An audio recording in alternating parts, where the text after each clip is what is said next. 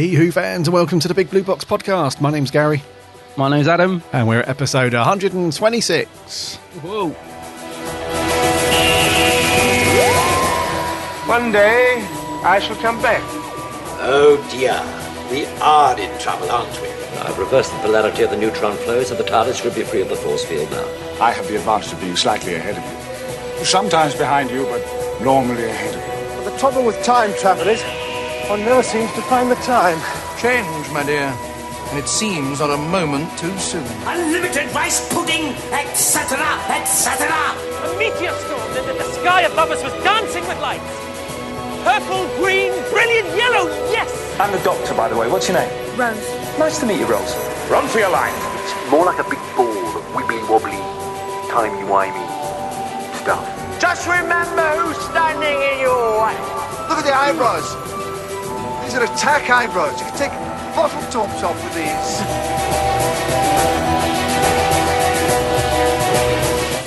Howdy, howdy, howdy, Who fans. Welcome to episode 126. Hope you've had a cracking week and that you've managed to do something Doctor Who related. Coming up on today's show, we've got some news to go through, and then we've got a couple of bits. We've got some interesting merch, actually. Something that we've spoken about recently was the lack of stuff coming out this year, namely from Character. Yeah. But they might have rectified that. Possibly. Maybe. We'll see. We'll go through that. Then we're on to our review of old Ruffles, the third Doctor. The Curse of Peladon. Oh, dear. That was a first watch for me, that one. I've not seen that one before. Oh, really? Yes. Oh. So, yeah, looking forward to talking through that. First, though, Yeah. Mr. Adam, how have you been, buddy? I've been... I can't do the thing in the jar. I've been good. Thank you very much. I was a bit inspired by you last week because you managed to cram in a lot of Doctor Who stuff. Yeah. You watched a lot of Doctor Who. So this week I thought, right, I'm going to do a bit of that because my partner's away for a couple of weeks. So I've got the house to myself. Excellent. I've got the television all to myself. So I've managed to cram in some good Doctor Who stuff this week. I watched K9 and Company, which I mentioned last week. I actually did watch it. Mm-hmm. Yeah, it was. Yes, it's interesting is the word. I quite enjoyed it in a very nostalgic way. I don't know if we'll ever review it on the podcast, but yeah, it was enjoyable. It was good. It was good, nostalgic watch. And then the other night, because I was toying up between two things to watch, and the other one was An Adventure in Space and Time because we've mentioned it so much recently. I thought, yeah, I'll give that another watch. So I watched that the other night as well. Snap. Do you know what? It is just the best. I cannot put into words how much I love that drama. Every time I watch it, I'm just absolutely transfixed and amazed at the amount of effort, that went into that to recreate all the sets and the performances in it. And I just fell in love with it all over again. It's just so good. It's amazing. We must have watched that on a similar night then, because I think I watched it on Sunday night. Yeah. Something like that. Yeah, blubbering like a baby at the end. Yeah, me too. And the good thing was, I normally, because I think the last time I watched it, I was watching with my partner, so I'm trying to, trying not to show any emotion because I'm a man and we don't cry. Exactly. So I normally have to sort of pretend I'm looking, out the window or something, and I'm not crying. But I didn't have to worry about this time, so I just let it all out. Let it go, mate. I was just like, oh, this is so good. This is so good. I was crying, and there's a couple of bits. I mean, the bit where Sidney Newman as the Tau Hartnell is being replaced. That's that speech because of the so well acted between the two of them. Hartnell saying, yes, absolutely, we need change. And I was just thinking, oh, Paul, this guy's actually being told he's got to go, and it's heartbreaking. But yeah, the bit that really gets you is the end, isn't it? Where it says, I don't want to go. And I just thought, it's a lovely throwback to the new series, and him saying it and the way he delivers it and everything is. Yeah, David Bradley, he's just amazing. Wow. It's just one of his best. I know, I'm not saying that because it's Doctor Who, but it's one of his best performances, really. And it is very emotional. The music is beautiful as well. Oh, it is. It is, yeah. Really nice music to that one. And it does get you. it does get that last scene where he's leaning on the fireplace and he's breaking down. Yeah, because that role was kind of rejuvenated him really, because he was stuck doing like military roles, wasn't he, for a long time, and like same old thing. And then this came along, unsure about it, but then it just it was one of the best things for him. I loved it because he fell in love with the role, didn't he? He just sort of really, because it was so different. And, and when he went out, like, the scenes of him sort of with the kids in the park going, "You're Doctor Who." And he's like, "Am I?" And all this sort of thing. He really got into it, didn't he? And grew to love the role. So it is so heartbreaking when it's taken away from him at the end. Oh, I just love that drama. I can never get over how great it is. Every time I watch it, I just sit there like almost open mouthed, like in terms of like the production and, like you said, David Bradley. And I can't remember which panel talk it was I was at last year, or maybe even the year before. It might have been Cardiff. I can't remember now.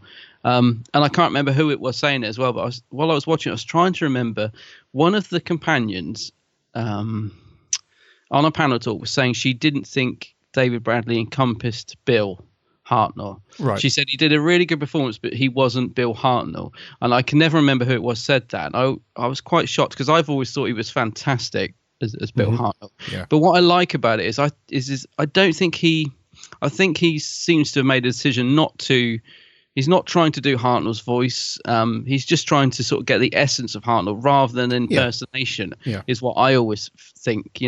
So for me, I think he really does capture the essence of Hartnell. But I couldn't help but think of that, and it was driving me mad trying to think who said it, because I was like, I wanted to sort of get up and say, "No, you're wrong. David Bradley's fantastic in it." But it was one of the it wasn't Annika Wills. It was it must have been one of the older companions. Right, it wasn't Caroline Ford either, but whoever it was, just said, he was great, but he wasn't Bill Hartnell. But for me, I think he's superb in it. Well, that's a good thing, because you wouldn't want to try and do an exact impression, because then you might come off as a bit sort of caricature-y. You don't want that. You just want to, like you say, you just have the essence of what he was about. Grumpiness, yeah, because otherwise you get what we get straight after that amazing scene where he's saying, "I don't want to go." That whole emotional impact is almost taken away by Reece Shearsmith doing a very bad impersonation of Patrick Troughton, because for me that's the one bit that takes me out of it, because I just think it's just awful. It's the only thing in the whole program that I think lets it down. Thankfully it's only very brief, but that to me is somebody doing an impersonation, whereas David Bradley is just very naturally sort of like you said, getting the essence of the character. So but and it finishes off really nicely with the actual clip of Hartnell saying his little speech at the end. And that just closes it off perfectly. Just that nice little speech, and then that's I'm choking up, mate. I know. It gets me every time. I tell you, I could just watch it over and over again. I could literally go and put it on now. How do you feel about the Matt Smith bit, by the way? Because I quite like that, and some people didn't, did they? Oh yes, See, I quite like it. That was very decisive, wasn't it? Between some people, absolutely. I think it's a magical little moment. I think it's perfectly suited for it. I know a lot of people don't like it, but I think it's a wonderful piece in there. Yeah, I do, because Matt doesn't say anything, does he? I couldn't remember if he had a line, but I think he just literally looks up and then Hartnell gives a look as if, I mean, David Bradley's face, I took a screenshot of it, a picture, because I was going to post it on Facebook and then forgot. But it's just his face just looking across thinking, yes, the show will go on. Yeah, I think it's a nice moment. I know Matt jumps from one side of the console to the other, doesn't he? I think that's what a lot of people say. It's like, oh, it's green screen. He's 1 minute he's behind it, and then he's in front of it, and then he's behind it. But it doesn't bother me, because he's not actually there. It's just he's just seeing the future, seeing the future. At least that's what it's meant to be. But so many nice little details, though. Yeah. So many. Yeah. Mark Gatiss' finest Who work for me. I think so. I think I think he, because it's something he says on the little making of it. Something he's wanted to do for years. I think he really, he's really sort of put his heart into it. So it's a fantastic piece. Yeah. So I'm glad I got to watch that again. Disappointed though that we haven't had a proper Blu-ray release for it in the UK. No, because I see people always moan at me, because I always say that. I always say it was shot in HD. Blu-ray is just a format at the end of the day. It's the new format, so it should be on Blu-ray. Yes, we got it in the 50th set, but that sold out pretty quick. Yeah. So you can't go into a shop, in other words, and easily pick up that drama on Blu-ray, which is really frustrating. I bought an import of it. That's right. Yeah. Yeah, I've got I forget where it's from. I don't think it's American. I'm not sure. So I've got a Blu-ray import which plays on the UK player. It's I think it's bizarre because it comes with 2 DVDs. So it's got the Blu-ray of Adventure in Space and Time, and then it's got 2 DVDs, one of which is an Unearthly Child, but they're a different region, so I can't play them, but I can play the Blu-ray. Yeah. So, but it is strange. It's just watching it again. I just think it's so brilliantly produced. I can't believe. Again, it just shows the BBC really just having no, I think I've said this before. You can get. And no offense to Wizards and Aliens, because, it was good in its own little way and people liked it. But you can get Wizards and Aliens versus Aliens on Blu-ray. Well, you could at the time. But you can't get an Adventure in Space, and it's just, I don't know. It bugs me a little. Especially as it's, I was going to say, it's not an old episode that's gone through some kind of mastering or upscale or whatever. This is actually, like you say, it was made and shot in HD. Yeah. So it's, and other countries have got the Blu-ray. So it's bizarre why they haven't released it here as a UK Blu-ray. It's and a lot of people did say, well, we don't really want it on Blu-ray because it's meant to look retro and old and so on. But that's not. It might be set in that period where it's old and back in the 60s, but if you watch it on Blu-ray, I've only got it as part of the 50th set. Yeah. And it looks just so lovely in HD. It looks really good, and you have to watch it in HD to appreciate all those little details that they're bringing through. So when you see the sets that they recreated for it and all that stuff, it looks fantastic in HD. Yeah, so, it does. I mean, I'm thinking of the shots when we zoom in from the sort of ceiling down towards the TARDIS time rotor, and how beautiful just that shot is. I mean, the direction in it's amazing. So it does. It really bugs me that it's not sort of easily available on Blu-ray because it is just so good. Although I suppose a lot of fans would have it, would have found it. But it is just a annoying little thing. Yeah. We'll speak to Mark about that at some point. Yeah. Speak to who? Mark, we'll have a word with Mark.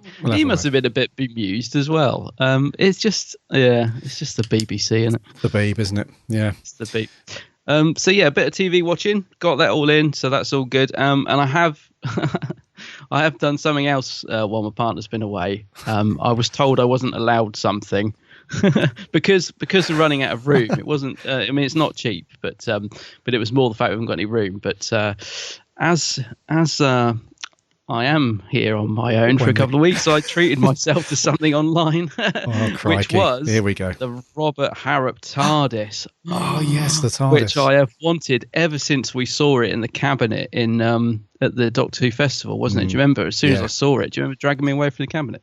That and the Sonic tongs, I guessed. But no, I finally bought it. As I said, just because I thought I might be able to just sneak that in the house. It might not get noticed. And I'll tell you what, it was £99, so it's £100. It is probably one of the best things I've ever bought.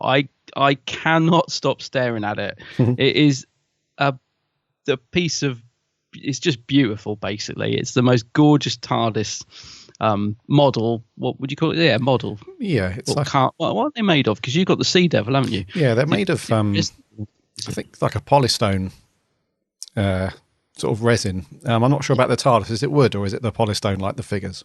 No, it's like the figures. Yeah. So I saw a picture that you put on Facebook a couple of days ago, and I instantly went, well, that's 99 quid of my next month's wages gone. You won't regret it. I tell you, it weighs a ton. It is just one solid block of whatever it is they use, and. I'll tell you. When you buy something, there are sometimes you just buy things because you want to buy something, or you're a completist or something catches your eye, and then sometimes just every now and again you buy something and you just absolutely love it. Mm-hmm. Do you know what I mean? There's no regret of like, oh, why did I get that? Didn't really want it. No, there's none of that. I opened it and I just thought, this is just beautiful. This is something I'm just really gonna be pleased to have in my collection, and it looks great on the shelf. Yeah. Yeah. And the thing that I like about Robert Harrop is, although they have done a couple of the modern Doctor, you can get the David Tennant figure, can't you? And don't get me wrong, I'm not too hot on those ones because the face sculpt is a little bit weird. But I really like that they haven't just ploughed through and have done like the modern TARDIS from the recent Doctors and all that stuff.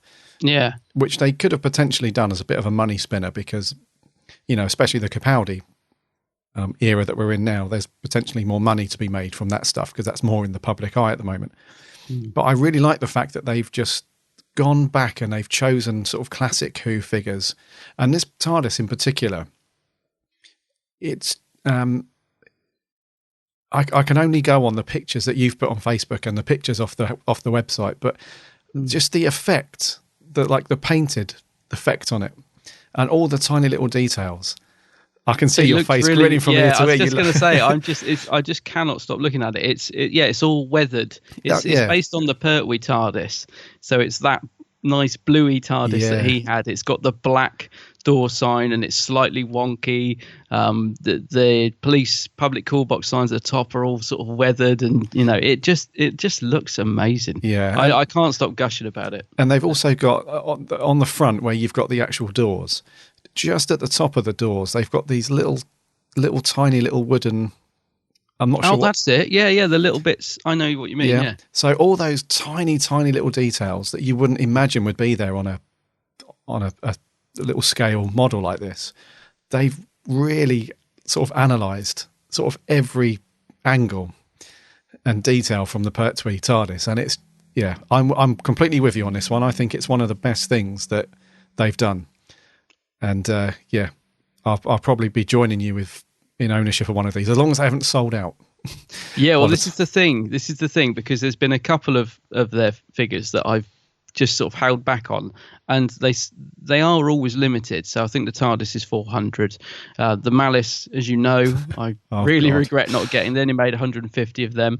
The Sea Devil that you've got is sold out. That was one I really wanted, because the one that I always wanted the TARDIS the most, and then I was going to get the Yeti figure was the next one. I thought, go the TARDIS, then the next month or whatever, whenever I can afford it, I'll get the Yeti. Mm-hmm. That's just sold out. So I'm like, they're all selling out. So that's kind of what pushed me in. I thought, no, I'm not missing out on the TARDIS. Just in case, I'm just going to order it now. But no, you won't regret it. Honestly, just taking it out of the box, it's just like, wow, and if listeners, if you want to see it, I'll put a picture on the Facebook so you can have a look. It is it's a real beauty. It looks great. And it would look very good next to your Sea Devil. I've still got my eye on the Sutek figure as well. Yeah, he's good, isn't he? Yeah. I'm wondering what because these are presumably they'll be bringing out some more figures this year, so I can't wait to see what they bring out. I agree with you about the Doctor figures. Unfortunately, the faces aren't quite right. I don't think so. The sort of humanoid figures, if you like, never seem to be as good. But then you sort of get the other figures like the Zygon and, like you said, Sutek and all that. They seem to be absolutely spot on. So there does seem to be a little bit different, but it's just the Doctors. I think they haven't quite got the faces right on them, but the other figures are outstanding, aren't they? Yeah, I think I've started something here, and it was it delivered amazingly quick as well.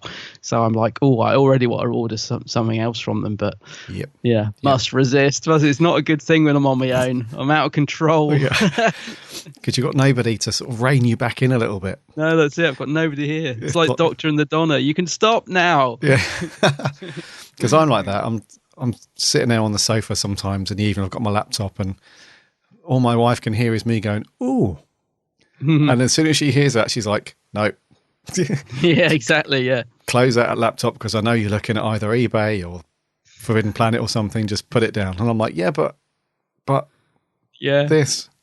She's like, "No."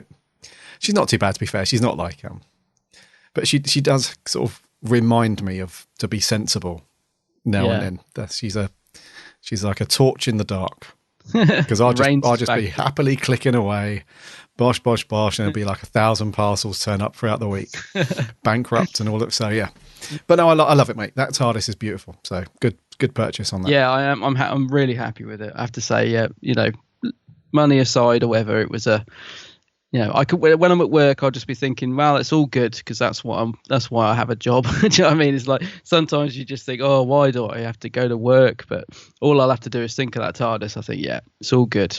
That's what I do it for. Yeah. Yeah. Cool. Until I'll have a black eye next week when the other half's back. What's this? No, I won't really. What's this? I'll be like, I've always had that. That's been there for years. Look how old it looks. I'll say. Well, I won't get away with it. You know that, don't you? Probably not. No, I won't. I know I won't. Anyway, so that's what I've been up to. What have you been doing, mate, after your extravagant week of binge watching last week? Yeah, it's really light compared to last week in terms of watching Who. So yeah, we've obviously watched the review episodes, Curse of Peladon. I've been reading through. I wanted to finish it, but I've only read another little piece of it. But the latest Doctor Who magazine, I've read the interview with Terrance Dicks. Oh, it's good, isn't it? That's a fascinating read, that one. Yeah, it really is. I really like it. I can hear him saying it, can't you? It's so him. Yeah. Yeah, very distinctive. You can't mistake hearing Terrance Dicks, can you? No. He says something about Baker, doesn't he? Who is it he's going off about? And I thought, that's really interesting. He's so honest about it. Is it Tom Baker or is it somebody else? It'll come to me anyway. Yeah. Yeah, and he does. Who is it? He starts not sort of being derogatory, but he's quite honest about one of the doctors. It's either Baker. It's not Pertwee because he likes Pertwee. It's not one of the directors, is it? Yes, it is. It's the two. It's the producer and the writer that were there when he joined. That's it. And they went off, didn't they? They left to go off to ITV to do something, and he was over the moon when they left because he felt like they were stifling his sort of creativity a little bit. And that's it. Yeah, but he's very honest. Cracking interview. Cracking read. Yeah, so that was good. Watch Adventure in Time and Space or In Space and Time. Can't remember. As always. And it's about it, mate. Thank you all so much. I've got loads of tweets and Facebook messages about Sarah Jane Adventures. So I think I've got a massive thumbs up from everyone that contacted me. So thank you for that. I will pick it up in the next week or so. Yeah, do. Yeah. Give it a watch. Yeah, you'll like that. So that's me, buddy. Yeah. Not a bad week, I guess. Not a bad week, no. And we're on Wednesday at the minute, but it'll be Friday by the time the podcast comes out. So yeah, we're doing good, aren't we? We've still got another half a week in Timey-wimey land. We have indeed. And on that, shall we land the TARDIS and get some news done? Let's do it.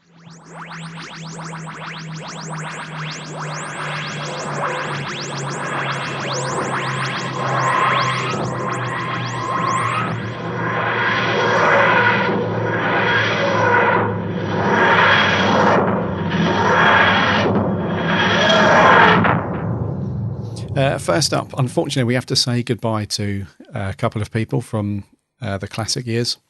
The first is Rodney Bennett, who was actually one of the directors from Classic Who. And I think from reading this, he directed around 10 episodes of Who, I believe, ranging from the Centauran Experiment, which was his first one back in 1975. And did also things like the Ark in Space, the Mask of Mandragora, that sort of thing. But a real sort of really well sort of revered director from the classic years, because the stories that he did direct, and I know especially the Ark in Space, is often viewed as a real good Baker classic. Yeah. And if any of you guys that have seen the Ark in Space, I'm not just saying this, but it is really, really well directed, that one. Really, really well. So it's a shame that Mr. Bennett has passed away. He was 81. So we say goodbye to Rodney Bennett. And we also say goodbye to Philip Bond. Philip Bond died also this year at the age of 82. But he had appeared in a as in a bunch of episodes very early on in the Daleks. Hartnell's second story, and then he went on to play a couple of other little parts just after that. But he was he played the role of Ganatus, which was the whole the origin story of the Daleks, so the Thals and the other dudes. So he played a reasonable part in that, and so he was one of the guys where back in the early days of Who in the Hartnell era, he was one of the guys that you would have seen on screen a few times in those early stories. And so we say goodbye to Philip Bond as well. 82, yes. Yeah.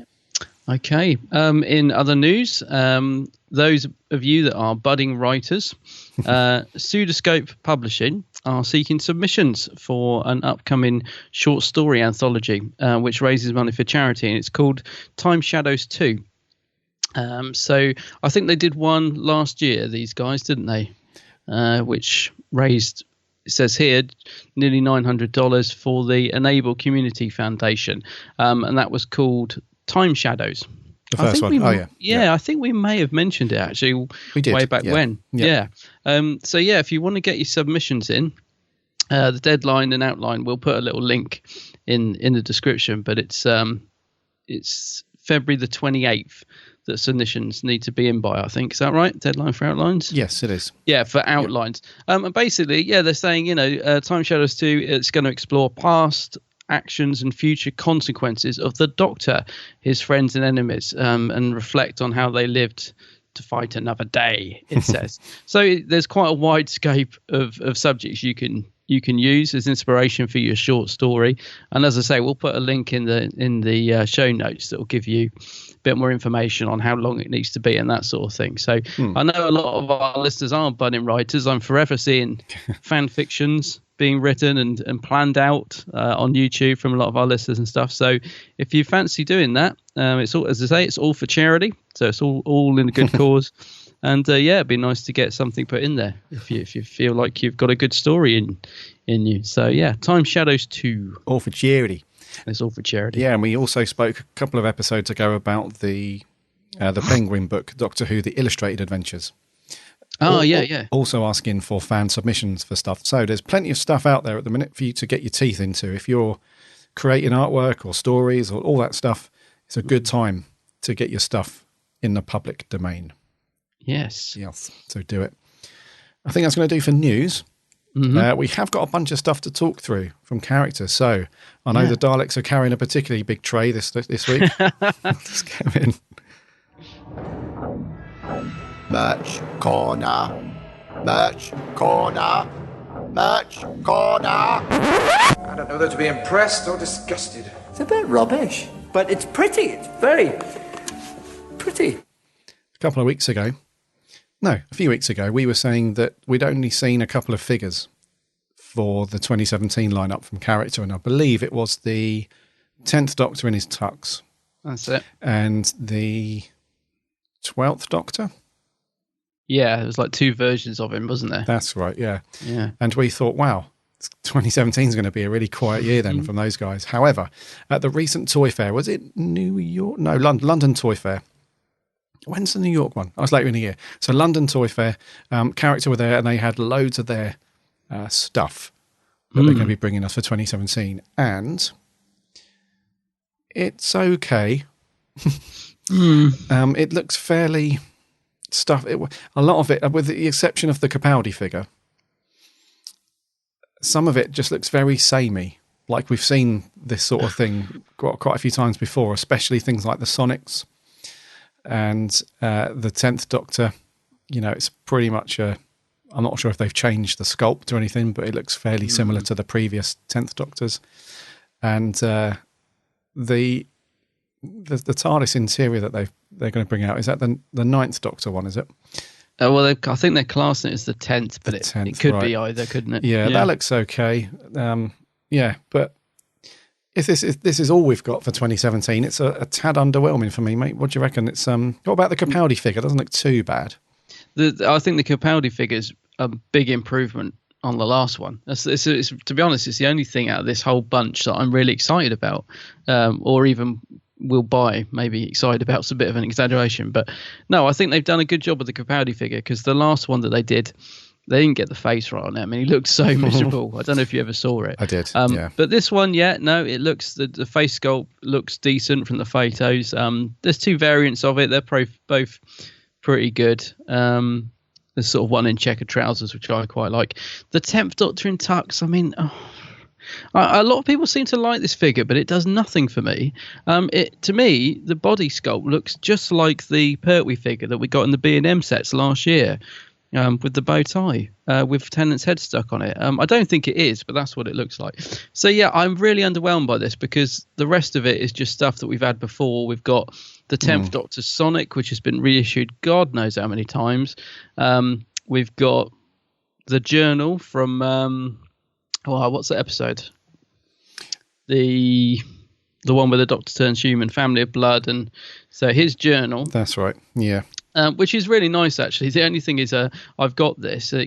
It's got like all the pictures in it that you see in the episode, like all the Doctor's faces and stuff like that. So it's a nice little journal, but do be aware that there's only about 10 pages that have got stuff on. The rest of the book is blank for you to fill in. Yeah. And it used to come with a pen, and I think this time it's going to come with the Master's ring.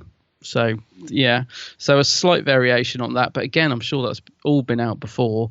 Then we've got this weird Sonic with interchangeable heads or whatever it is that came out years ago. I've absolutely no idea why they're re-releasing that. And then we've got the 10th Doctor's console. So yeah, it's a real mixed bag. It seems like basically they're just churning out some of their older stuff that maybe people may have missed the first time round. I can't imagine any Doctor Who fan hasn't got the blimmin' 10th Doctor Sonic, but yeah, there you go. But yeah, I'm for me, the 12th Doctor figures I'll probably pick up. I might get the excuse me, I might get the 10th Doctor console possibly, because I never bought it when it came out. But then again, I don't know. It's quite big. Have I got room for it? I'm not sure. Yeah. But yeah, it's quite nice for anyone that didn't get that the first time around, because I think it doesn't look that great from the pictures, but I do remember seeing it back in the day when it was first issued. I think it was quite nice, apart from the cardboard walls. So yeah, it's a real sort of mishmash of releases. I don't know if we're going to get anything later in the year, but there's not really anything that exciting there, I have to be honest. No, not really. And we forgot to mention the stretchy Cyberman. Yeah. The stretchy Cyberman. Yeah. Now, I think we might have different opinions on this, because I think it looks blimmin' awful, but you quite like it. Yeah, I mean, it doesn't look great. Let's be honest, it doesn't look like...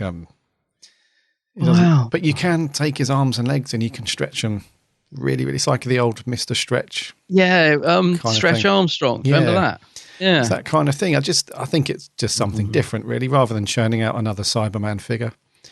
They've done something a bit fun with it. So I think it would depend on how much it is. If it's more than a tenner, then it can stay nice in the box on the shelf. But but yeah, for me overall, the character stuff has been it's just meh for 2017. Yeah. There's nothing at all that's really leaping out at me, and I'm thinking, wow, that's a definite pick up. That one, it's nothing's just jumping out, especially the Sonics. I mean, they've been churning out these for I can't fathom why they would bring out another newer version of the 10th Doctor's Sonic. It's no, I mean, the thing is, a lot of this seems to be centered around the 10th Doctor as well. I mean, when did David Tennant leave? Years ago. Yeah. And they sort of seem to be concentrating their new range quite heavily on him. It's a bit strange. I mean, I'm not, as I said, I'm not knocking it. I know people love the 10th Doctor, so it's good to have a new figure of him or whatever. But I mean, how old is that episode that figure's from? And they're only just releasing the figure of it. It just feels so much past the time. It should have come out years ago, not now. But anyway, yeah. There it is. It is what it is. As we say, it is what it is. Yeah. So that's going to do. I do like the new 12. Yeah. Yeah, he's not too bad actually. Yeah. Not too bad. That's going to do for merch. Right then, I'm trying. Right, what voice can we do? There's a raft of voices in this one. There is. Adam.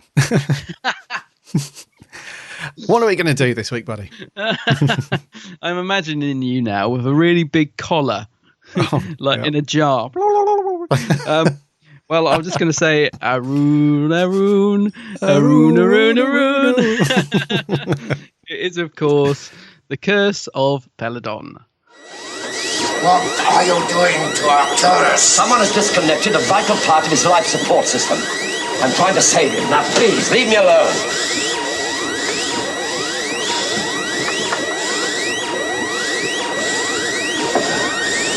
Think that should do it? Have you succeeded? Yes. You'll be all right in a moment. This is the work of Agador.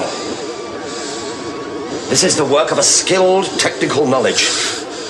Your medieval monster, Hepesh, would simply have tried to smash Arcturus' protective globe. What are you suggesting? I reject the accusation. Yes, of course, you would.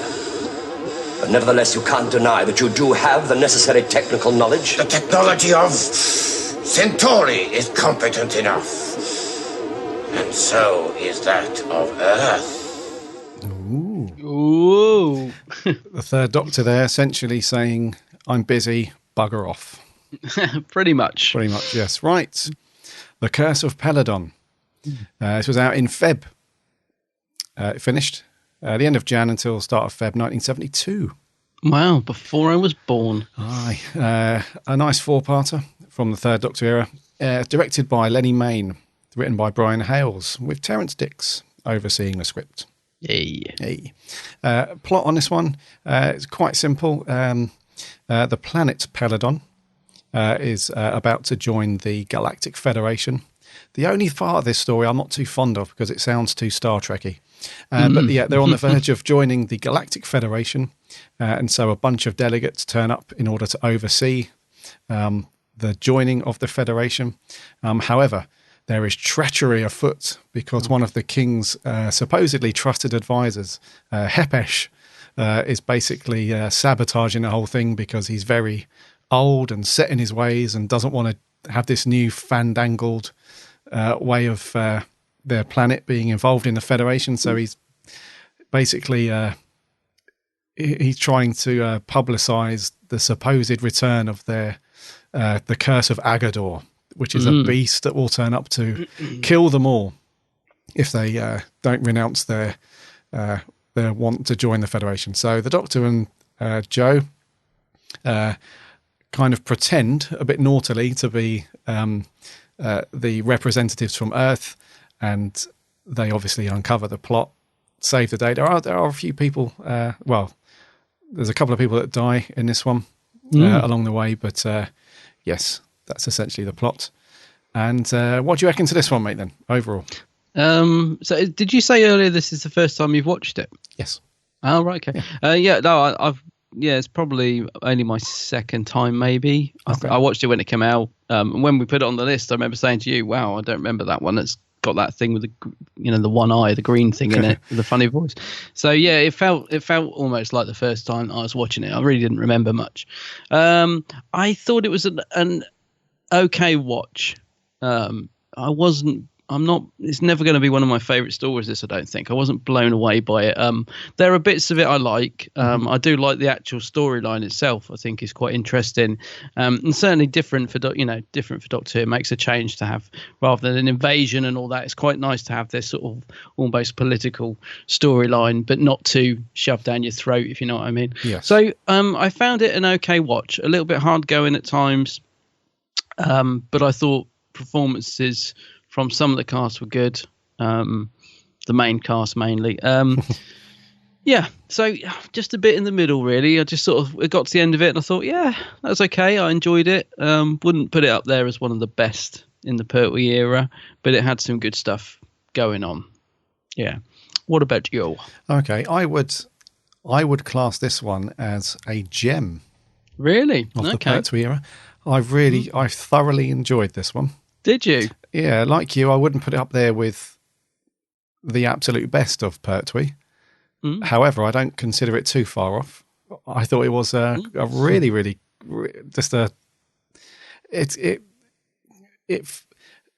it it's a bit of a conflict in some ways, because some people may view it as, well, this is potentially some of the worst of Classic Who, because all the things that non-Doctor Who fans will say about Classic Who, like, oh, there's the aliens look ridiculous, the sets are awful, the effects are terrible, the acting's really bad, all those costumes. Things, all of that stuff is in this. All of that critique that non-Doctor Who fans put upon Classic Who, it's all in here. However, it makes it amazing. It really does that. Everything is just, I don't know, it all just suits the story, and everything is there, and it's all.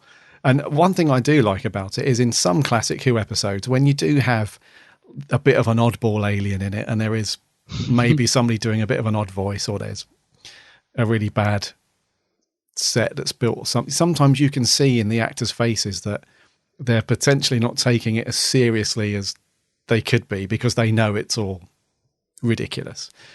In this one, I think everybody is really going for it, and I don't think there's anybody in the cast that's thinking, what is all this about?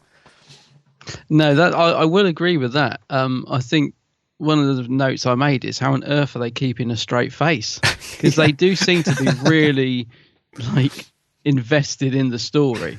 The performances, I mean, yeah, everybody in it, well, there is somebody in it I think is a bit rubbish, but everybody in it is definitely taking it seriously, and it can't have been easy when they've got the voices from Alpha Centauri and what's the guy in the jar? The guy in the jar? Artorius, is that how you say it? Artorius? The guy in the jar talking like that. I mean, those two together, when they start speaking, it's enough to make anyone's ears bleed. But to actually act in front of that thing, I just don't know how they give such a convincing performance. So I've got to hand it to Pertwee especially for really, being great in this, considering what he's acting against. Yeah. Go on. I mean, I didn't have the same effect for you, but for me, it really took me out of the story. Like the city, I'm not normally too bothered about things like that, but this voice, I mean, Alpha Centauri's voice it drove me nuts. It's bizarre. The other thing just made me laugh, actually. But there's a bit where Alpha Centauri's going crackers. She's having a meltdown, and to the point where you want somebody to slap her out of it. I think Jo snaps, doesn't she? Jo's like, Alpha Centauri, for God's sake, or something like that, because she's going mental. And I was just like, I thought my television was going to explode at that point, because the voice was just ridiculous. But yeah, I don't know. It maybe I wasn't in the mood. I don't know. But as I said, the second time I watched it, I found it a bit hard going. I wasn't absolutely invested in it. I find it a bit gloomy, you see. I think the sets are so dull in it. Right. That I really sort of, I don't know, I find myself drifting off a lot on it. But there are bits of it I do like, and I love the fact that the Ice Warriors are in it. We get to see them in all their green, colourful glory. Yeah. And it's good to have that variation with the Ice Lord. Yes. Which is a very simple mask, but so effective. I can always think he's a great design, and yet it's so simple. So it's great to have them in it, and it's nice to have a slight twist to their character, isn't it? They're not the bad guys for once. Well, not really, and all that sort of stuff. So there is stuff going on there I like, and as I said, or as you said, cast are definitely taking it seriously, which is can't have been easy, I think. I mean, when Alpha Centauri walked on set, I think he didn't originally have its cloak, and looked a bit rude, and they said, oh gosh, we better do something about this. So it can't have been easy, I think, to film this. So kudos for those guys for making it as good as it is. And I know, yeah, like you said, you really enjoyed it, and I know a lot of our listeners enjoyed it from the comments. So yeah, but I don't know. I found myself drifting a bit. Oh, okay. There was one bit also that I found hilarious, and that was the suit that the Agador monster was wearing. It's a bit like a panto fluffy suit, Oh yeah. What when he Doctor hypnotizes it? Yes, that one. Yeah. Because throughout the episode, I think maybe due to camera angles or so on, the Agador beast actually looks quite big and menacing. But when at the very end, where it comes in and it's like a fluffy dog, and it's quite fond of the Doctor. It's I like quite that small, and you think, yeah, doesn't look so threatening now. No, You know? I like that. He's almost like become the Doctor's pet. It would have been good if the Doctor had taken him with him, I think. Do you know, you say about the costume, they say in the production notes that it originally had like eyes. You know when you sometimes buy a birthday card and it has like stuck on eyes that when you shake them they move, like little plastic eyes with bits moving. Apparently it had them on. Oh no. And they were just like, oh, not sure that quite works. So that's why it's kind of got no eyes. If you look at it, it's kind of, they're there, but you can't really see. They've taken off the plastic eyes. That would have been horrendous, I think. They'd have been moving about and jumping across the screen. Yeah. So overall then, I think, I mean, I really enjoyed it because it's got all the good ingredients for classic Who. It's got all the good stuff there. And it's a bit of a different story as well. Like you say, it's not a case of the Doctor's stuck on Earth because, the Time Lords have condemned him to that, or, and he has to save an imminent invasion and all that stuff. It kind of picks up nicely. And although the Doctor does mention later on that the TARDIS was en route, wasn't it, to somewhere, but he said it's no coincidence that they ended up here at this particular time on this particular planet. And he suspects they're still interfering, doesn't he? He's like, they're still controlling the TARDIS then, making me think I arrived here by accident. Yeah. And so that's a nice little addition there at the end. And I thought the story, I mean, it's a nice, because although we're watching it and we can see that something is going on, and you almost immediately suspect one of the advisors. So Torbis and Hepesh have a big old ruck, don't they? Oh yeah, near the beginning, and the King Peladon. We don't know his proper name, do we? But King Peladon. Yeah. He sort of puts a stop to it, and then Torbis gets killed, and then you kind of think, well, Hepesh, he's a bit of a bully. He's shady, isn't he? Yeah, interfering. So you kind of, I kind of suspected him towards the end of episode 1, start of episode 2. I thought him. Yeah, he's up to no good, that guy. So, and it's kind of, for us, we know that somebody's doing something, sabotaging stuff, and you kind of suspect it's him. But it's really good to watch the performers, the actors going through that kind of classic whodunit. It's great to. You almost want to shout at the screen. It's like, it's him. That's what I mean. It is a little bit panto. You do want to kind of scream, it's him behind you. It's him. So I found that one of a really great aspect of it when I was watching it. Yeah, no, I agree with that. It's like it when Arturus is, has been sabotaged and the Doctor's really going at it to try and save him and all that in episode 2, I think, isn't it? That was quite good because you're like, well, who's done that? Who would not love Arturus? Who would dare do that to him? So yeah, no, that is quite cool. I mean, the Ice Warriors are there to obviously make you think, well, it's got to be them because they're the bad guys. So that's quite that's quite cool. That was another interesting little take on it as well. The Ice Warriors, especially the Ice Lord, actually saying, we're going to save the Doctor's life because he saved us. It's an interesting take on it. I like that. Yeah, I really liked that bit. Yeah, because I think Joe kind of gets up in his face a little bit and says, you guys are all about war and violence and all that. And we then find out that they've actually turned a corner since the Doctor last, met them and so on. So they're all about peace now and promoting peace and all that, which is interesting. Yeah. So yeah, there's a lot of good ingredients I found in it. It's a lot of good stuff to watch, and we'll come on to Pertwee in a little while, but he's really good in it. But what did you think to? So you mentioned the sets are all a bit dark and gloomy. What did you think to the sort of direction in this and how it was paced and so on? Because I didn't think it was too bad. These all set based stories can feel a little bit slow at times, and this one was in a few places, but.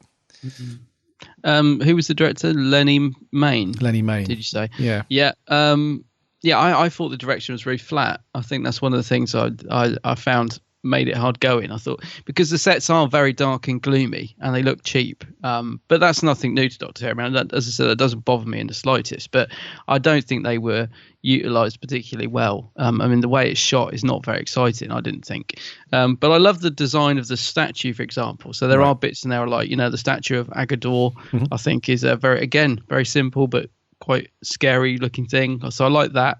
It's a good cliffhanger actually at the end, at the end of episode 1, where it falls down on the Doctor, or you think it does, so that's quite cool. I liked the stuff at the beginning actually, although I know it's clearly a painting or whatever, but I liked all the stuff where the TARDIS lands and probably unintentionally comical, but they step outside the TARDIS and it just falls off a cliff. And the Doctor's like, don't worry about it. It's fine. I'll get it later. I'm just like, what? But it did make me laugh the way it's rocking about. And I probably wouldn't have stepped outside, to be honest. I probably would have taken a look out the door and thought, actually, it looks a bit rough out. Maybe I'll park it somewhere else. But I quite liked all that stuff. I love the model work of the TARDIS. I thought it looked great and very of the time. So that was nice. And yeah, so I like the start of it and all that sort of stuff. But yeah, firstly, direction-wise, I thought it was a bit ropey, a bit flat myself. I'm glad it's a 4-parter. I think if this had been a 6-parter, I think it would have really, it didn't have enough for a 6-parter, but it works quite well as a 4-parter in terms of the story. But yeah, direction didn't have much flair to it, I didn't think. Yeah, it was it was a bit slow and a bit flat in places for sure. But I don't know, I think for me this one it almost suited the story for me, because it was because there are episodes or stories of Who where it's more about the action and the fast-paced stuff, and it's meant to sort of keep you gripped and so on. And then there are others like this one where it almost had like a unicorn and a wasp feel to it, where it's more about a series of conversations with people rather than big action scenes and so on. So I felt that it was quite, that the pacing was about right, and it did slow down a little bit, but that's kind of classic Who, isn't it? There are, especially when you have things over 4 or 6 parts, you can't be glued to it every second. Well, potentially not anyway. But so I thought it wasn't too bad. It did fall flat in a few places, not enough for me to sort of reach for the phone and start looking on Twitter and stuff like that. But yeah, no, I thought the pacing actually is not too bad. I do agree. Pacing's okay because, like I said, there's enough sort of going on. It's more direction for me. Just thought it was a little bit, boring. Yeah. And what about the storyline? Now, a complete coincidence for choosing this one in terms of what's going on in the UK right now in terms of politics and so on. I'd never seen this one before, so I wasn't aware of. It mirrors the UK quite a bit at the moment, which I was completely unaware of, I must admit. But it does have quite a strong sort of political undertone to it, doesn't it? It does. Isn't that strange? We're talking about a story that's 45. Would you say it was 70? 72. So 40 odd years old. Yeah. And nothing's changed still. Yeah. Oh dear. Yeah, no, that is true, isn't it? It's true. It is still very, very relevant. Yeah. It's essentially, we've got Peladon. I mean, it's almost like a reverse thing, because at the UK at the minute we've got a huge upheaval with the whole Brexit thing and people not wanting to be part of Europe and so on, and we've kind of got that with Hepesh. We've got the opportunity. Peladon have got the opportunity to join to join Europe, as it were, and you've got the majority vote, which is the king and Torbis before he died, and all that lot saying, we should do it. It's going to be great. But then you've got Hepesh, who's not for it at all. He's like, no, it's never going to happen. So it is very similar to what's going on at the moment. And when I was watching it, I was thinking, crikey, people are going to think we've chosen it because of what's going on. But I promise you, it's a coincidence, because I hadn't seen it anyway. But it's very interesting to see what, like you say, how 40 odd years later, it's, still as relevant today, the political side of things as it was. Absolutely. Yeah. So, I mean, I quite liked it. I mean, it's not all about, that's not the driving force of the story, this kind of political aspect of it. It's not about that. It's more about it's more about sort of deception and, trying to do the right thing. But you can't ignore those political undertones. No, and that is one of the things I do like about it, is because it's not really in your face, is it? It's not sort of really blatant, but it's all there. But it's quite nicely, like I said, undertones rather than anything else. Yeah. Yeah, and then story sort of overall, the story sort of gets, I wouldn't say the main part of the story gets lost, but because the opening scenes where all the delegates are there in front of the king, and then the Doctor and Joe turn up and so on, the story does all kick off around, Peladon, the king and Torbis wanting them to join the Federation. And it's about that, but then it kind of, as sort of weird things start to happen. So because of Hepesh, faking this whole spirit of Agador thing, and people are dying and there's things are getting sabotaged, it almost then becomes a sort of hunt to find out who's behind it all. So you have obviously Alpha Centauri, who's constantly whinging about, not being safe and all that stuff. But you have the Doctor and Joe, and then you have the Ice Warriors, and in a way, the King, I suppose, all trying to find out, the situation about who's killed him and what's going on and all that stuff. It almost, the main part of the story sort of takes a back seat after sort of halfway through episode 1, or definitely after episode 1. And then it's all about that, something is afoot, something's not right, and they suspect him. The Doctor suspects the Ice Warriors, but it's not them. They don't know what's going on. And then when you find out it's Hepesh behind it all, then it's a case of the whole Panto thing comes into it. It's him. Yeah. Turn around, it's him. So story-wise, I really, really enjoyed the story aspect of it, because it's quite simple. It's definitely a simplified. Oh, it's very easy. Yeah, it's easy to follow. Yeah. Oh, it's definitely easy to follow. Yeah, it's like a Cluedo. It's like Cluedo meets Doctor Who meets Star Trek, almost. And it isn't. Yeah, I was gonna say, and it is an easy watch, isn't it? I mean, I didn't, like I said, I did find it an enjoyable watch. I didn't sort of love it or hate it, but it is an easy watch. I think this one, you can just plonk it on and follow it quite easily. Yeah, in terms of the story, it's written nicely like that. Yeah. Yes. Let's talk about some characters, shall we? Yes, I think we should. What about? There certainly are some characters there are in some this. Characters, yes. Let's talk about some of the delegates, then, the aliens that turn up. So there's 2 of them that arrive, who are, extremely funny, and I'm 99% sure that they're unintentionally funny. I don't. Yeah. So the first one is Arcturus. Now, when I was a wee lad, I think I must have been about 6 or 7 years old, I remember pestering my mum for a particular Christmas present, and they came in purple and green colours, and they were called boglins. Yes. Anyone listening who's grew up in the 80s or the early 90s will know exactly what I'm talking about. They're essentially these little rubber hand toys, hand puppet things. And this thing called Arcturus, who lives in this clear dome thing. He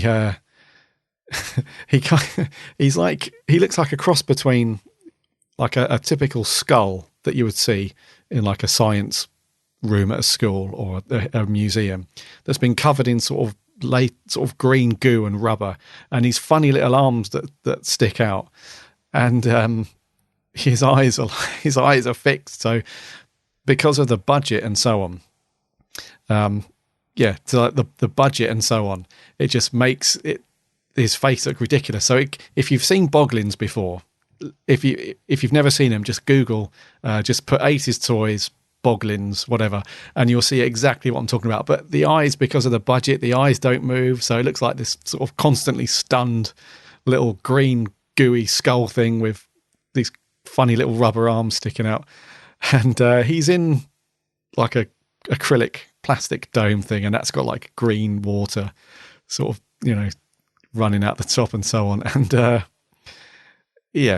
it's one of the most interesting designs I've seen in Classic Who. It's just the fact he goes so mad in the jar as well. Like when he's screaming, because he's in another one that's got a high pitched voice.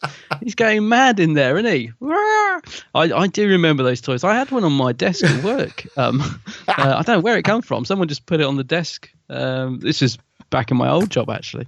Yeah, so I don't know if you can still get those things or if it was an old one. But my God. Yeah, but it's funny, isn't it, when he's going mad in the jar? Because it's as if someone's got a stick underneath the puppet and they're just shaking it around because he's having, he's got anger issues. Yeah, that's true. He does. He's sort of screeching, isn't he? There must be like a person underneath the thing, and it's like shaking the puppet. Around. It's got all this goo coming down the dome as well, just to add a little bit of extra effect in there. It's hilarious. Yeah. It's so It's funny. an interesting design. It is interesting, yeah, but it's hilarious to look at. Oh, it is. Yeah, you have to see past it, of course. And then we have Alpha Centauri, who is voiced by Isan Churchman, who also did the voice of all the spiders in Planet of the Spiders. Mouse? Oh, the spiders. Yeah. Oh, golly. Yeah, that makes sense. Now you can hear it in your head. Oh, you can link the two together. Yeah. Yes. So, yeah.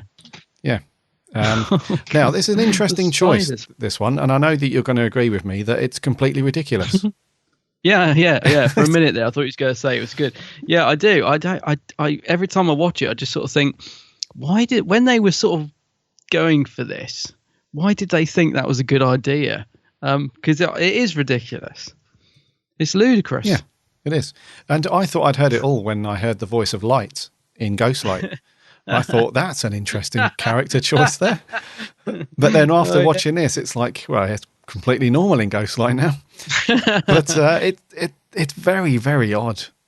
I mean, it's quite cute in a way because she's like this little insecty thing that's sort of hopping up and down, and she's a bit of a mess the whole time because she's constantly scared of something, it's constantly that's a good point actually. The Doctor does say that it's not a he or she, it's a something. I can't remember exactly what he says, calls it. It does say, "Isn't it?" Yeah.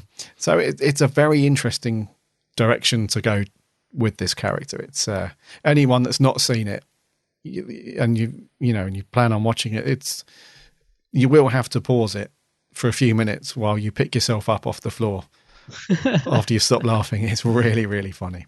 Are either of those guys in the next one?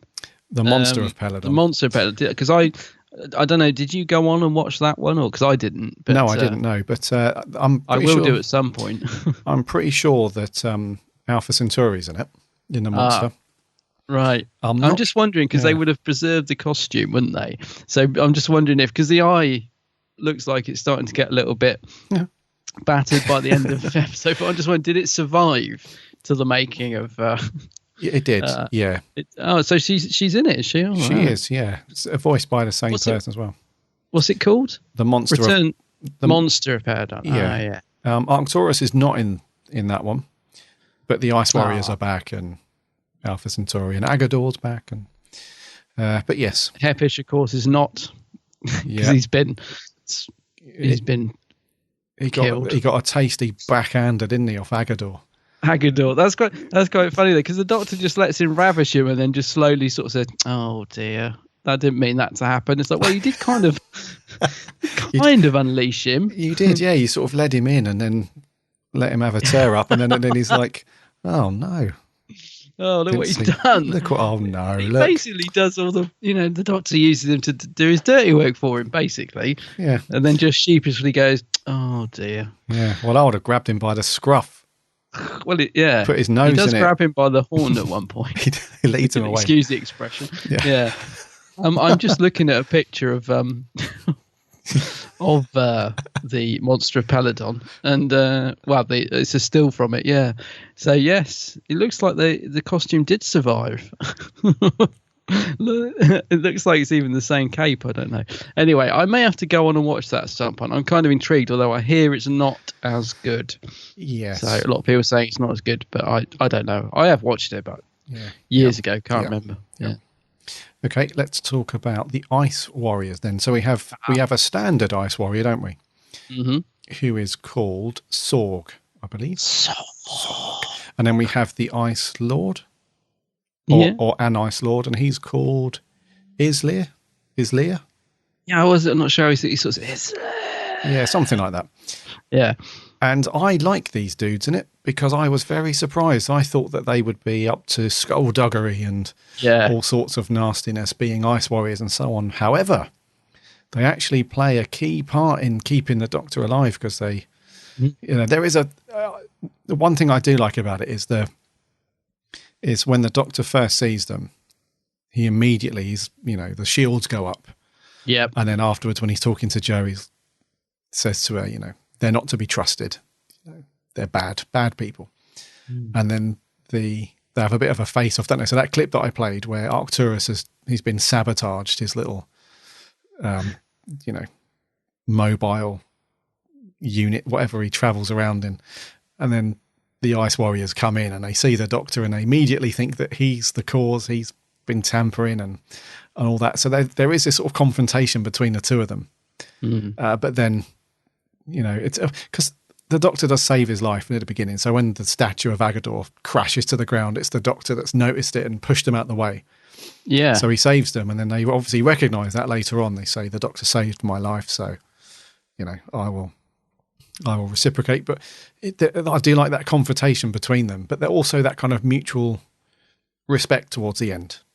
Yeah, and I like the fact we get a bit more depth to the Ice Warriors, don't we? They're sort of fleshed out even more than we've had before, which is really nice.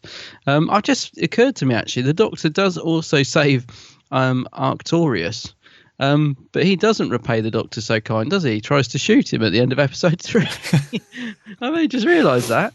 Yeah. An ungrateful little tank he is. Yeah, indeed. But I didn't quite get why the Doctor, when we get to episode 4, so the Doctor says, he tries to shoot the Doctor, doesn't he? And then the Doctor says, right, Tepish must be behind it. But I didn't quite make the connection. I don't know if I'd missed something there. Why does Arcturus try and shoot the Doctor, make the Doctor realise that Hepish is behind it all? I didn't get the connection there. Because he suddenly realises it all becomes clear to him, doesn't he? But yeah, I hadn't quite got my head around that. I'm sure it's all there. As I said, I may have zoned out a little or something, but it seemed he seems to sort of very quickly realise what's happening at the start of episode 4 after that. Yeah. Yeah. And again, unintentionally funny when he tries to shoot the Doctor, isn't it? It's like as soon as he gets out the rope pit or whatever it is they're fighting in. Yeah. Did you like the little demonstration that Arcturus gives as well earlier on?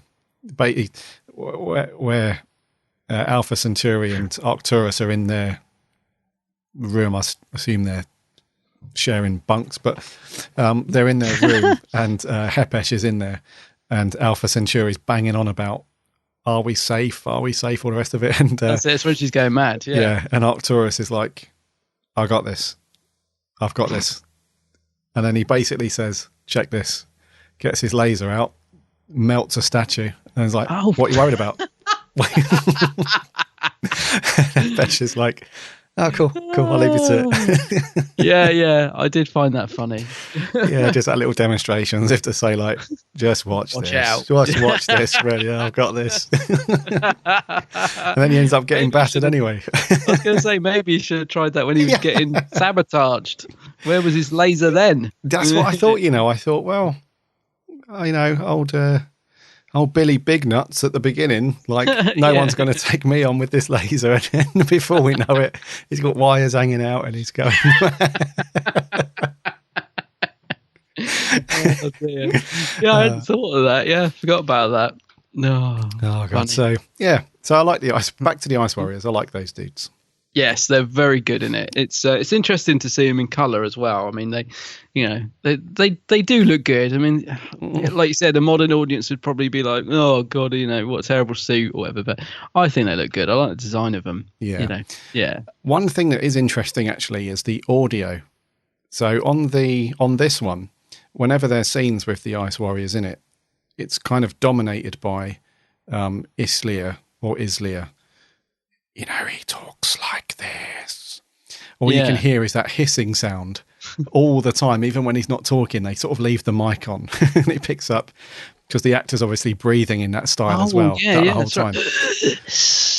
Like that, yeah. What's interesting is in the next one, The Monster of Peladon, they do away with all that.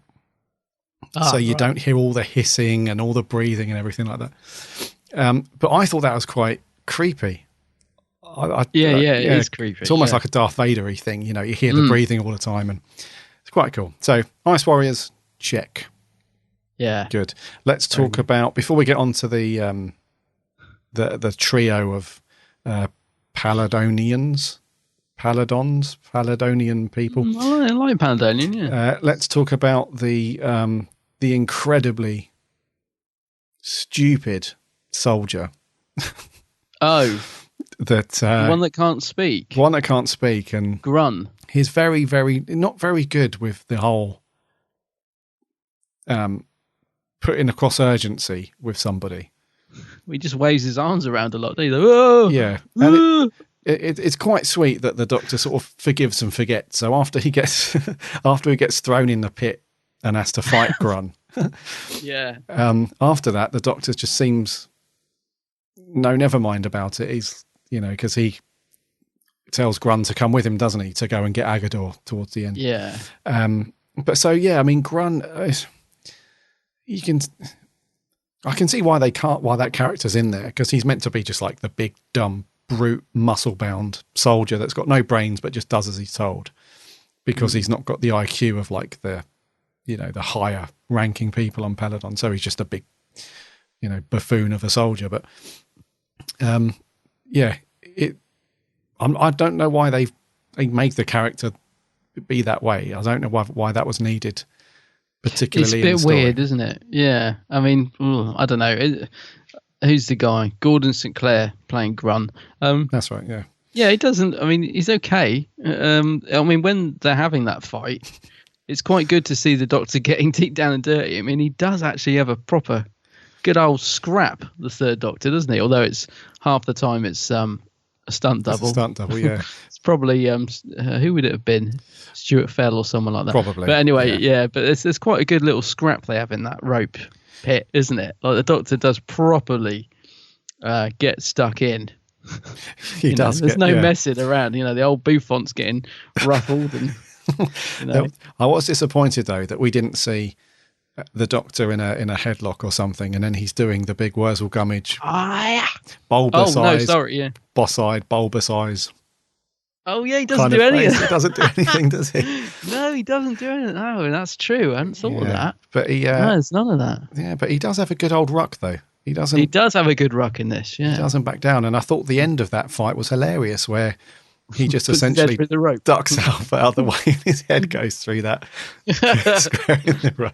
Now, this reminds me of what we were watching after we finished recording the other week. If you dub some music onto that, I bet it would be hilarious. Oh, God. Yeah. Yeah, just to let our listeners know, the other week after we finished recording, me and Gary found some hilarious clips online that Gareth Roberts did with Clayton Hickman, which are now hard to find. I think they were removed for copyright reasons, but basically they've just chopped and edited some old Doctor Who and put like Benny Hill music on it and stuff like that, and we were having a good old chuckle. And I think they could have easily done the same with that scene, and it would have been quite funny. It would have been hilarious, that. Yeah. So yeah, I thought he was okay. I wasn't quite sure why they made the character sort of overly, can't talk, and he's a bit of a stupid idiot. Yeah. I don't know, but he was okay. Let's talk about. Just imagine him reading his script. So yeah, excited about the part, Gordon? Yeah, very much so. Yeah. Can I have the script? I need to learn my lines. Yes. Just opening it up. Ugh. I think I've got it. Yeah, Grunt waves his arms. Yeah, goes mad. Yeah, I think I've got this one. Yeah. Let's talk about the three Peladonian peeps then. So we see right from the off, which is Chancellor Torbis, Hepesh, and King Peladon, who we never know his actual name. He's just known as King Peladon. So I really like the acting at the beginning. They're really going at it. So Hepesh and Torbis screaming at each other, and the King's having none of it. He's like, you two, enough. Yeah. Cut it out. Yeah. And I really like that because it sets the story off really well. So we know that Peladon joining the Federation is not going to be plain sailing. So we've got Torbis and the King who are on the same page. Torbis has advised him that this is going to be a good thing and that, they'll benefit from joining, cross out Europe, insert Galactic Federation. And then you've got Hepesh, who is very, very vocal in saying it's a rubbish idea and no one's going to go for it. And so that's his kind of cue then for the audience to click that he might be behind, the upcoming sabotage and so on. Yeah. So those three, I think, act very well together. And if we talk about Torbis, he only has a small part at the beginning, but I feel kind of sorry for him because, he winds up dead. Yeah. And, that's like the King's. It's almost like symbolic. It's like the King with like the angel and the devil on the shoulder. You've got one. I hadn't thought of that. Yeah. Got one of them saying, "Do this, it's the right thing," and then you've got the other one like, sort of underhandedly saying it's the wrong thing, but for his own selfish reasons. He's like, "You shouldn't do it because I think." So I thought I quite liked that aspect of the story, but Hepesh and Torbis, Jeffrey Toone and Henry Gilbert, both, very good old school, theatre actors, very, very good at sort of shouting their lines and, getting quite abrupt and all that. So I thought Hepesh was good. Jeffrey Toone. Yeah, I thought he was, like you said earlier, playing it very straight, quite believable in the part, considering he's under that silly costume. I thought he was good, Hepesh, and Torbis is fine. Like I said, he's not in it very much. Page 2 of the script, dead. But Hepesh is quite good. I think he's quite villainous without being too over the top. So like you said, you immediately suspect him, but you don't there's nothing certain there. He's not sort of outright evil, but you can tell he's a little bit shady. He might have some plans of his own and doesn't like it if he doesn't get his own way and all that. So good performance I thought from Jeffrey Toone. Thought it was quite good. And what about David Troughton as King Peladon? Dear. In one of the most ridiculous costumes you've ever seen in your life. At first, he stood up in one scene and I thought, is that his legs? Or is that part of the costume? I can't tell. And then a bit later on, he's got like thigh-high boots on. Yeah, and a big buckle belt. Yeah, and you can't really see, any big wimers going on. There's no pants on show. He's just got like a frock on that's like waist high. And then he's got thigh-high boots. I thought, don't forget the blonde wig. And the wig and the nice big cream-coloured collar, which is very fetching. It's very bizarre. It is bizarre. It's extremely feminine. Put it that way. It's very feminine. It wouldn't look out of place in an old 50s Flash Gordon episode or whenever they were done. Those old black and white. Yeah, it's very over the top and old fashioned and ridiculous. Yeah, it is ridiculous. There's no other way to describe it. It's and it wouldn't look out of place on one of the female characters. No, it wouldn't. No. It's just bizarre. But his performance, though, not too bad. He was quite convincing. I didn't really like him in it. He was. I thought it was all right. I thought he was the weakest one in it, really. It's just, there's no gusto to his performance. So he's just a wet lettuce. I don't know if that's intentional, though. Maybe, like you just said earlier, he's sort of playing devil's advocate. So maybe he's got like the good and the bad guy on each shoulder, and he's this sort of weakling in the middle that can't decide. And all. But I found him really weak. I was just like, grow a pair, mate, for God's sake. Did you say that earlier? I'm not sure. Can I say that on the podcast? Grow a pair, yeah. You said it earlier, didn't you? Yeah, I just wanted him to man up. Man up a bit, I thought his performance was a bit weak. I mean, his acting's okay. He's not bad by any means.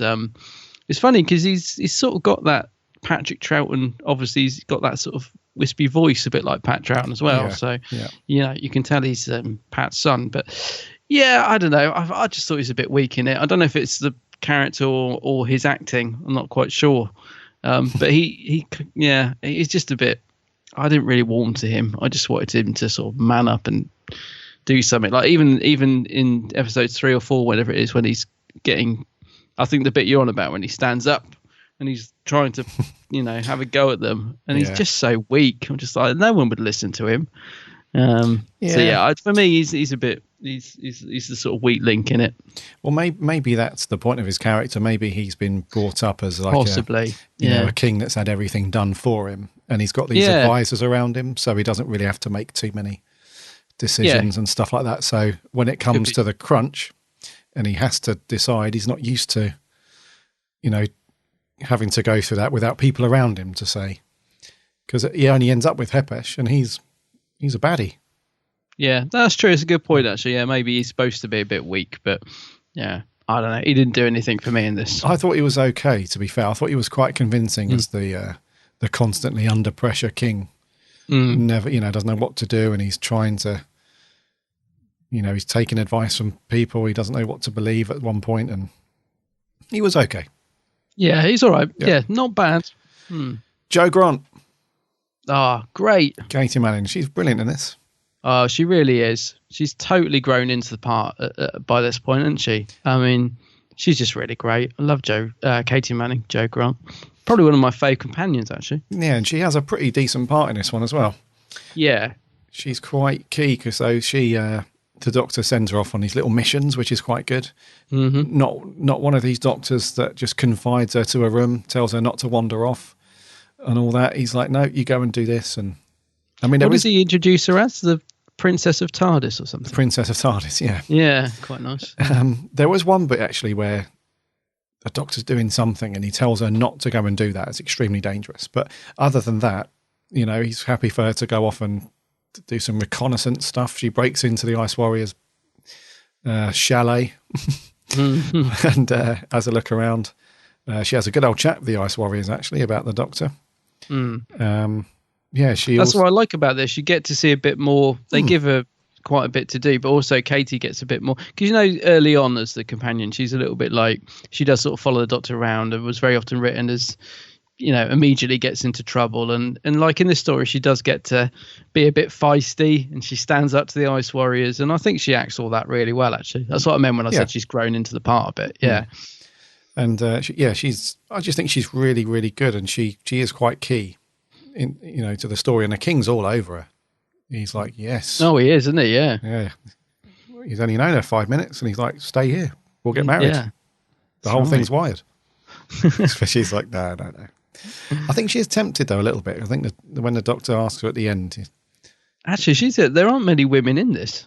So he hasn't got much. It's either Jo Grant or Alpha Centauri. So maybe he thought, I'll nab Jo while I got the chance. Alpha Centauri. Well, she's in the waiting in the wings. That's just constant earache, isn't it, from her? Can you imagine? Yeah, the microwave goes off. She bursts into a fit of bloody fear. It's like, what's that? What's going on? But yeah, interestingly though, he says that his mum was of Earth. So how do we think that happened then? Oh, he says to Jo that his mum, the king, says that his mum was from Earth. So that's interesting. We didn't find out any more about that. No, I'd forgotten that. It's true. But she's a little bit tempted, though, isn't she? She is a little bit at the end. A little bit. Yeah.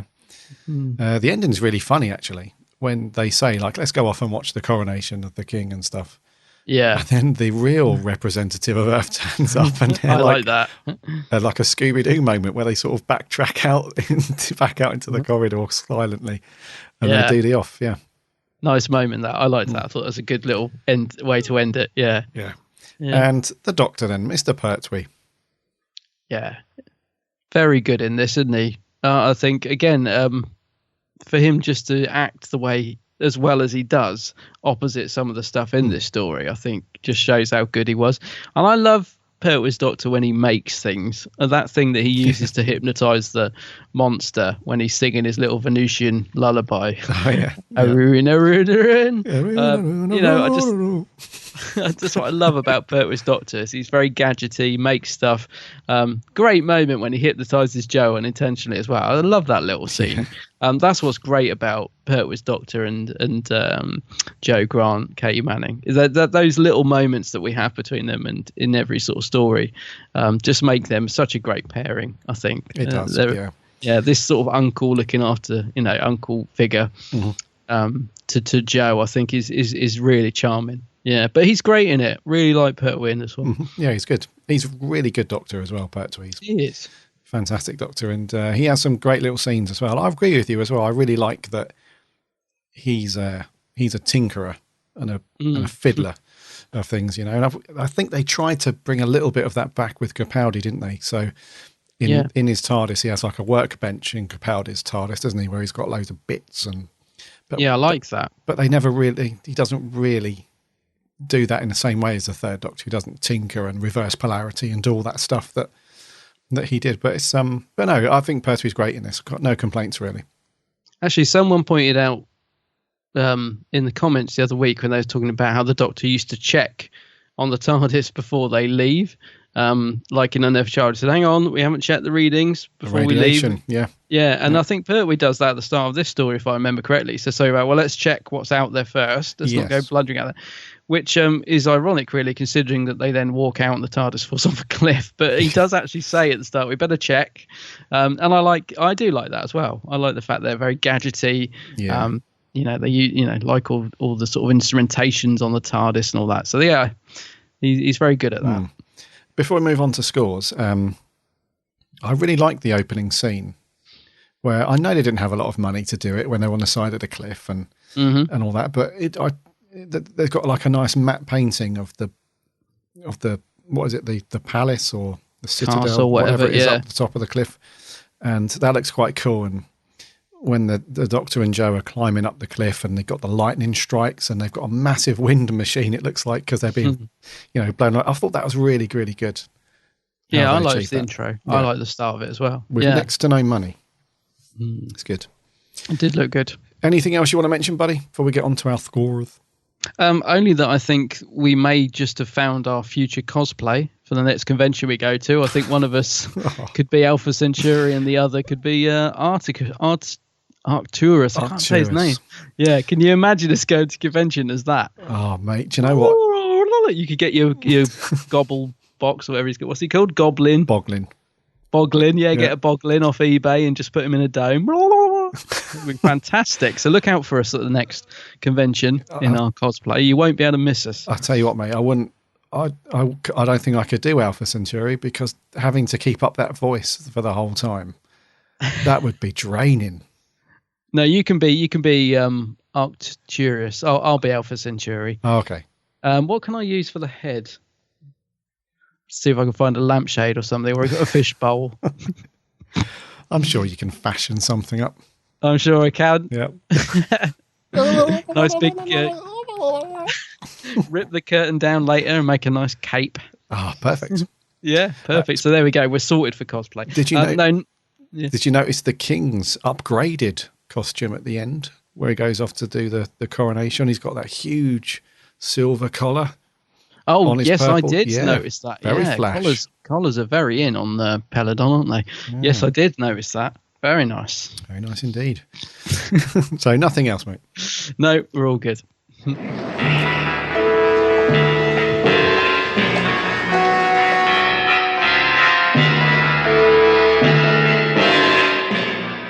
I think it's me to go first. What a lovely piece of music. Beautiful, yeah. I think it's me, isn't it? It's you this week. Yes, I'm going to give this a 7.5. Oh, thought you'd be higher. Yeah. Higher, lower, low. Well, I'm going for a 6.5. Oh, okay. Yep. Yeah. That's pretty reasonable. I thought you were going to be. Yeah, I thought. Oh, you're going to be much higher than me this week. But no, that's cool. Yeah. Reasonable. And what did our lovely listeners think? Yeah. On Facebook, we didn't have any audio reviews in this week, so. No, I was really hoping somebody would come in with a silly voice audio clip. Not enough effort being made, mate. No.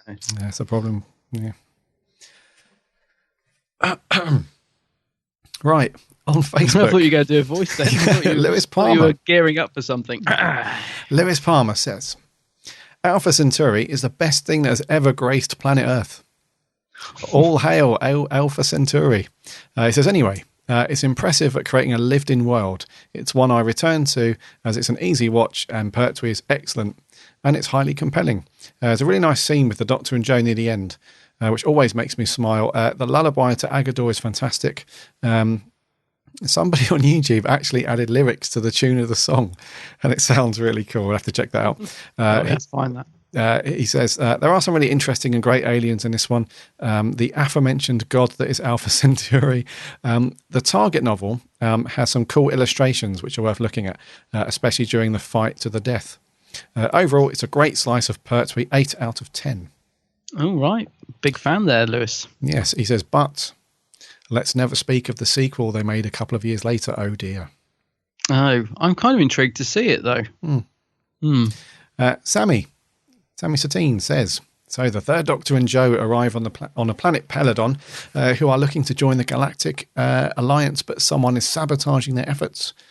King Peladon is okay, as are his advisors. Agador is quite sweet after being hypnotized by one of the Doctor's gadgets.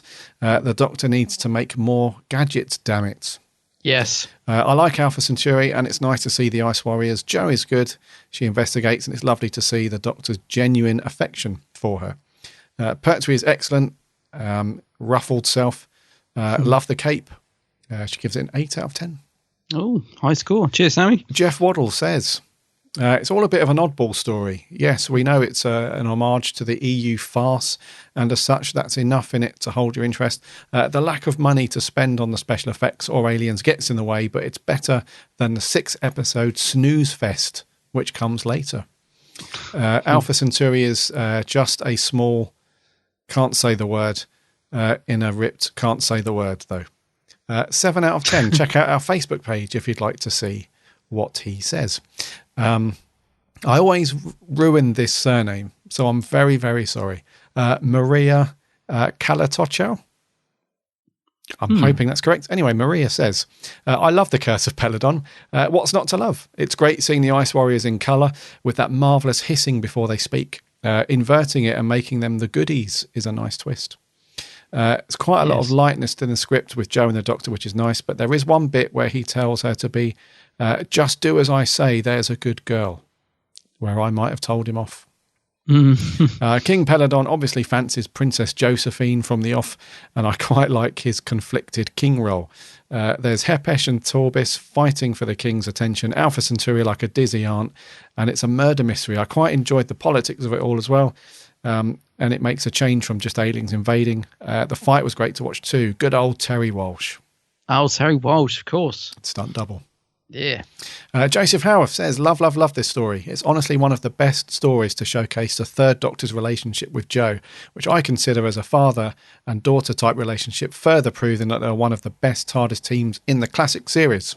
This is a fantastic story overall. The sets of Peladon are absolutely amazing. The fine attention to detail from the corridors to the chambers, as well as the cave where Agador dwells. You really do believe it is a real place on a real planet. While I do think King Peladon is a sympathetic character and is played to perfection by Adam's favourite actor, David Troughton. He can be a bit of a wet blanket, though. Just a nitpick of mine. Otherwise, he's a brilliant character. Hepesh, while not a real villain in the story, I think the best way to describe him, that he's not good, but he has got good intentions on wanting the planet to go back to their traditional roots. But he's going about it the wrong way by sabotaging the peace mission, as well as to kill Arcturus in the process, leaving a very iconic death at the hands of Agador himself. Please tell me I wasn't the only one who thought about first viewing of the story that Alpha Centauri was a woman. I swear to God, Alpha Centauri's voice is so high that it sounds like a mixture of Mickey Mouse and Martin Price from The Simpsons. It's interesting to see the Ice Warriors not being villains in this story. I just love everything about it. One of my favourites, 9 out of 10. Wow, one of his favourites. Just to clarify, David Troughton is not one of my favourite actors.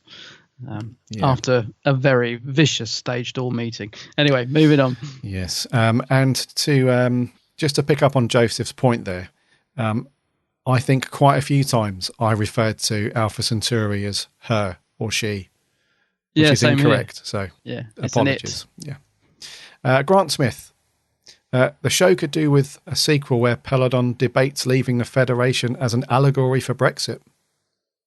Yeah, which we mentioned earlier. It does tie in quite well with what's going on now versus the original concept of the UK joining Europe. It's all good. Jason Thayer. I love this story. It has cheap effects, but there's a certain charm to it. Yes, Alpha Centauri is a bit annoying, but it's a wonderful story and you can appreciate the effort. My score is 8 out of 10. Okay, yeah, cool. And that will do for Facebook. Oh, actually, no, we had another. I'm very sorry. One of our listeners, Adam Pink, sends in a direct message. So he says, you've picked some cracking stories so far this year. I love The Curse of Peladon. Has some of Pertwee at his best, as well as Joe. The characters, while some are rather annoying, naming no names, are interesting to watch. Shame its sequel isn't so good. Hoping under Chibnall we could have a return to Peladon story. Given the situation we're in at the moment politically, it would be nice to see Peladon going through a similar thing. Overall, I love this story. A highlight of 70s Who, 9 out of 10. 9 out of 10. I'd love to see how they did Alpha Centauri in the modern series, wouldn't you? That would be amazing. That would be amazing. Thank you, Mr. Pink. Indeed. Anything on the Geeks Handbag page? Yeah, we had a couple on the old Geeks Handbag. So Patrick Sherwood says, I love this story. It's one of my favourite Third Doctor stories, I think. It's really good. Joe is good, and I quite like the Ice Warriors. I thought they were good, as well as the story is so great. I think it's not the best, but overall, I'd give this Third Doctor story a squeaky little friend, a nice 8.5 out of 10. Squeaky Thank you, little Patrick. friend. Squeaky little friend. Charlie Turner says it's an interesting one, if he does say so himself. His only gripe I have with it is the Ice Warriors. Yes, it's nice to see them again after the Seeds of Death and in colour for the first time, but why, oh why, did they have to sound more human in this? Do they? I'm not sure. No. I mean, okay, I like them better when they had a whisper and a hiss effect, but it's a big but. Them sounding like they do in this story doesn't suit their character at all. Love John Pertwee and Katie Manning as they deliver good performances. Might be my favourite TARDIS duo next to Patrick Troughton and Fraser Hind. I think, he says, I'm going to give 7 out of 10. Sounds appropriate for the story. Cool. Because of how interesting it is as a whole. I'm not sure about the Ice Warriors. I thought they sounded okay in this. I don't know. Maybe I need to go back and watch the other ones. Aaron Ball simply says, one of my favourite John Pertwee stories with a smiley face. Ash White, a great little story. And finally, Max Baird. Not sure. Hi, Max. Says, this story is definitely a fun one. Heavy on intergalactic politics, which are very interesting to me. Incidentally, that's probably one of my favourite things about the Star Wars prequels, but I digress. Alpha Centauri's voice is ridiculous, but other than that, no major faults, and nice to have a non-unit based Pertwee story. Max gives it 7.5 out of 10. Nice one, Max. Yeah. So a lot of love, really. Yeah. I kind of wish I loved it more. Feel like I'm missing something. Feel like you guys are watching it in another room and I'm just on the outside having a fag. Except I don't smoke. But no, I feel a bit out of the loop. Seems like I'm missing something in this story. You hadn't had a few beverages before this one, had you? No, I hadn't. No. Maybe I was just a bit tired, not in the mood. I don't know. Just didn't grab me, but it was all right. Maybe when we do our revisit series in 2024 or something.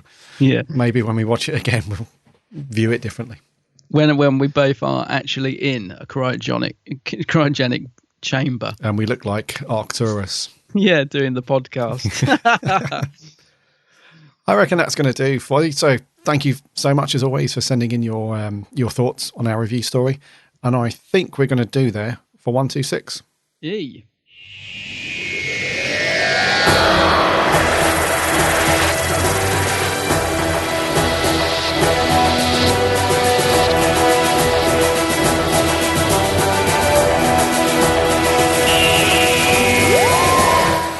Thank you for sticking with us and listening through this week's episode.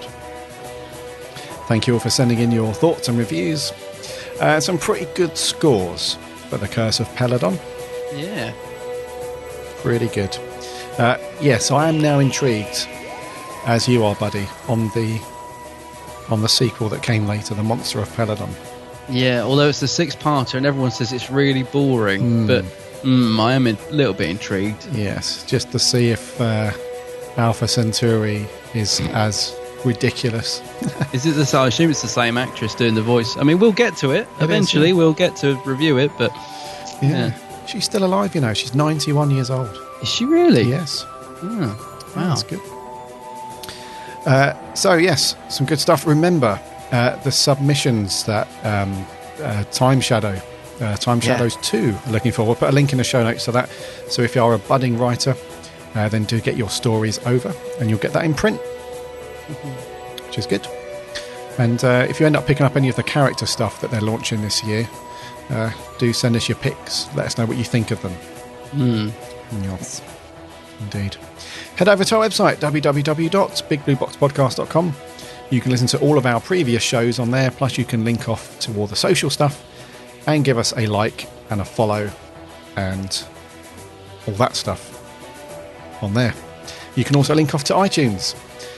If you're you can subscribe there so you never miss our show. It'll drop into your iTunes every Friday morning. And if you are an iTunes listener, if you could spare a second and jump on and give us a review, that would be fantastic, because that helps us out loads. Remember to check out Adam's channel, The Geek's Handbag. Yeah. You should do a search for that on YouTube and Facebook. You'll see lots of cool stuff there, and I'm assuming we'll see one of your TARDIS, Robert Harrop TARDIS review. I think I'm going to have to. Yeah, do I'm going to go do that. I'll tell you what you are going to see. Got some of those new Titans arriving soon. Cool. Yeah, unboxings. Woohoo. Woohoo. So yes, check out The Geek's Handbag. All good stuff there. Next week, we've got an 11th Doctor story. What is it? Yeah, I forgot. What is it? Night Terrors. That's it. So send us in your reviews for that. Yeah. Forgot about next week. Indeed. Right. Until next week, my name's Gary. My name's Adam. And remember, Lomsey.